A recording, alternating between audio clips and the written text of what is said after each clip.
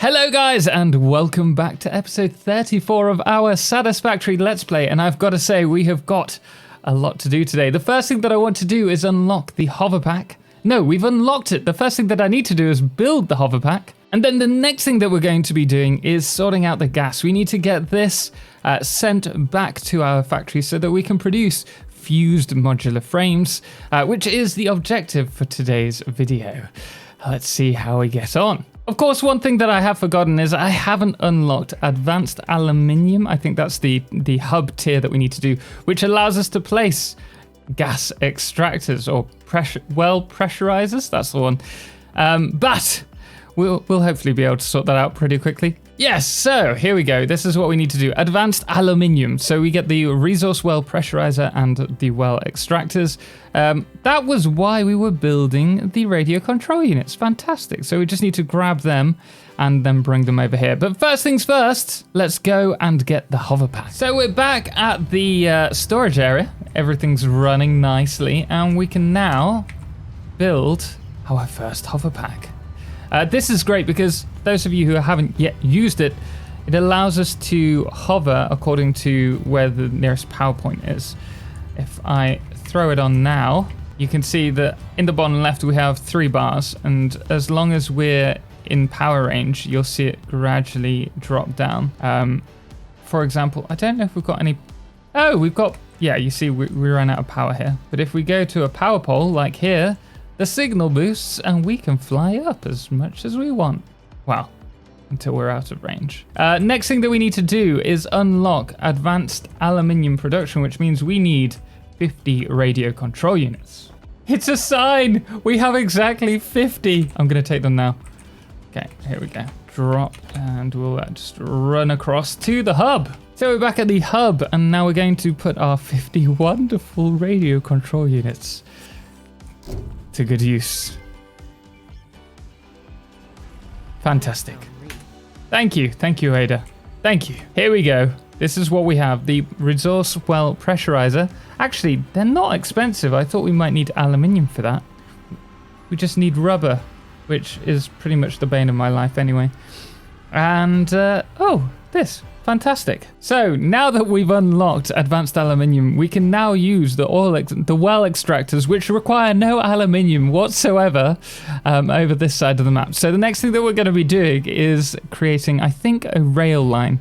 I think I'd like to transport gas via rail, because I've not done that before. And that's cool, rather than long pipelines, which I can't stand. So we've now built a small train station. This is going to be a push-pull train system, and we're going to run this all the way around to the nitrogen gas. So it's coming along quite nicely today. The only thing is, I need to go get some Nobilis, because we've got a lot of trees in the way, which we can't be dealing with. No. We're going to get some Nobilis and sort them out right now. Like so. Ta-da! Okay, we've made room for the rails. So we are getting there with the rail line. As you can see, we've got it wrapped around. I would have liked it closer against the side, but without using micromanage for each and every piece, we're going to have problems with that, and I want to keep to the same grid line. But we're just going to head back and get some more pipes now. As you can see, we're getting quite far with it. So what we're doing at the moment, now that we're back at the base, is just connecting the train line to the power. We'll probably move that, actually. Let's run this just very quickly over to here. Come on, give us that. There, and then cover this in, and then we'll connect this up. And now, if we're at the train station or over any tracks, we can grab this. For those of you who didn't realize, we can now fly over the tracks as a point of power. Pretty cool. Gonna make building much easier. So what we're doing here is just extending the train line out. We're almost there. It's just, you can see it there, just pushing it out. Oh, I should show you while we're here. Let me run back to the... 1 second. This is what I wanted to show you. So as you can see, we're ramping up gently here. This is something that I've used on the other side of the factory and we'll probably be using throughout. But the thing that I wanted to show you is just over here. We now have a super clean way to finish these off. Look at this. Oh, beautiful. Gorgeous. So there we go. The train station isn't finished. By all means, we still need to add at least one more station and one more freight platform. But we do have everything all the infrastructure ready for trains so that we can actually get the gas set up and brought back to the base. Fun. So we have finally done the train station. We think we might need one more. I can't quite remember. Might be one more, in which case we'll have to rebuild that for that. But we can now build this. And oh, you're joking. I'm going to go back to the factory and pick up some more resources. So we are back with our resource well pressurizer. I wonder if that actually sinks all the way into the ground. I think that's the lowest it is. So let's place this. Oh, beautiful. Here we go. This moment. Oh yes, the glory. It is done. So this particular place actually has quite a lot of pure. Yeah, 1, 2, 3, 4. Wait, this is a lot. 5, goodness me. 6 pure on 1 normal. Wow, okay, we're going to need to somehow transport quite a lot back. With these, I don't really know how to cleanly do them. I think you just need to bunch them all together at the end point, really. Okay, we've got these facing this way, this one, and then that one. How much will these produce? 120. Wait, that's fine. So would you look at that? The infrastructure is there. We now have nitrogen flooding the train station, which is going to take everything back to the other train station at the starter factory. And here we are. The line in its... Oh, get off the road. In its splendor. We do need to add supports to this, but I don't know whether we should do this now or later for the nitro train. So we have now brought the gas back to the factory, and we're trying to neatly bring this across the main factory. As you can see here, we've got some quite nice looking 90-degree corners and then picking it up to the next level. And as you can see, because it's gas, it's coming nicely up. We don't need to use any pumps, but we're just bringing this across the whole thing, ready to be used as fused modular frames, getting there slowly but surely. So I have finally managed to get all of the piping down to here, and as you can see, we've got a little channel for it to come down. Generally speaking, I'm pretty happy with how it's looking. It's much better than most of my normal pipes because I'm terrible at doing pipe work. It's probably the thing that I'm the worst at in this game. The only thing that I do want to do really though is to add a little roofing over these pipes because, well, it feels like it needs to be channeled. Maybe even just along the side, a little wall would be nice. In fact, let's do that now. So we've decided to do something a little bit different. We're going to add like a little glass pipeline for us. And so you can see that once it's housed, it's going to have this kind of look to it. It's going to look pretty clean. It's just because we couldn't really find a way to make it look like it was down a canal along the side. So this is just going to make it clean up for the rest of the build. But we'll see. I'm liking it so far. Okay, well, that is much better. We have quite a lot of space available to us in there. We could probably squeeze another one in if we absolutely wanted, but I'm really happy with how this is looking at the moment. The fact that you can see them just slightly tiered up as well. Whew, yes, happy with that. Only problem is that we'll have to do this for the rest of the build at some point as well. But for now, we've got something even more important to do. So if we look at the fused modular frames, you can see we're going to need 25 nitrogen gas, also 50 aluminium or aluminum casing, and 1 heavy modular frame. Now we have the heavy modular frames, and we also have some aluminium or aluminum casing. However, we won't necessarily have enough to keep a manufacturing line running. So I'm going to have to update our lovely aluminium factory, which we did the other week. So what we're going to do is actually inside, we're going to double up the amount of aluminium that's being produced, and we will move it around to this little gap here. So we'll have a second factory just over this gorge. The good news, however, is that I kind of prepped for it previously by already having smart splitters in. So you've got this one here and then one on the other side for the coal. And so we can actually pull them across and get them sent straight to the factory. And we already have the bauxite here, which we just need to overclock a little. So now that we're here, the first thing that we're going to be doing is building a separate area for the factory across this little gorge. So we have finally placed the ground foundations for this factory. And as you can see, we're doing something a little bit artistic here. Oh, I need to change that white wall to a glass one. So yeah, we've got this little glass, almost river or stream going through the gorge. And it's kind of reminiscent of a waterfall going down a river. And the other side will be where we have the aluminium or aluminum alclad sheets. No, frames. It's frames for this one. I also want this to be look a bit more industrial with this running across. So we will have this foundation look for bussing both the quartz and the coal. And the next thing to do is for us to actually build the factory here. So, oh, I'm going to need more water. I'm going to need 300 water. How am I going to do that? So after a fair amount of work today, we've finally built at least, well, the outside of the factory. So we've got a lot of glass walls as well as white walls. I've tried not to use too many different types of walls because I don't want it to look out of place. But I think this is a really nice modern looking factory. For those of you who are wondering how I did the diagonal, we've used micromanage just to move one of the walls on its diagonal, and then we've just manually placed everything else. But you can see we've also got the ceiling windows as well, which I think look really nice and add a little bit more light to the factory as well. So we will be filling this in next. But one thing I should also mention is that the resources are being brought in through here and then lifted up and then brought across here. We've got the fencing or fence post just along the naked foundation at the bottom just to give it a little bit more detail. And you'll also see that the bauxite, for that, because we had to bring it from the other side, we've had to build this bus in front. But I think it keeps the same style and theme of this build with the glass walls on the front that are the same as the ones across from there. So really happy with how this is looking at the moment. We do need to add some supports underneath though, but this is a gorgeous build. Pun was meant to be the gorge below.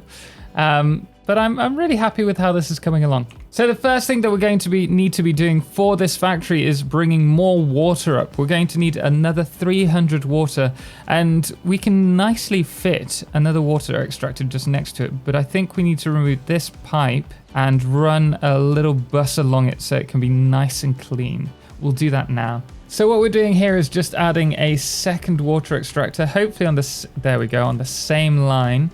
And then we're going to pull this one to one end. Really, if I'm honest, I would quite like the... Can we actually do that? Shall we just... Let's go for it. Let's see if we can place them straight on. If we can, this will look great. Ooh. Ooh. Ah. Well, that is a pleasant surprise. Ooh. That is a very pleasant surprise. So what can we do with... I think we're going to do the same that we normally do with the little canal, although we won't put the water underneath it this time. I just want it to feel, okay, we've got that, like it's got a little walkway for us. Let's add one of these just over there and one there, and then we get the glass, cover that over, and here we can bring this one straight over. Oh no, we can't apparently. Oh, no. That's... I don't know why it's doing that. One... Oh, wait, it won't even... Oh, I know why. My control key was sticking. Okay, so we've got that one there. And we get this one over to there. And now we're just going to lift that up. Probably take this all the way across to about there. Hopefully that'll go straight up into this.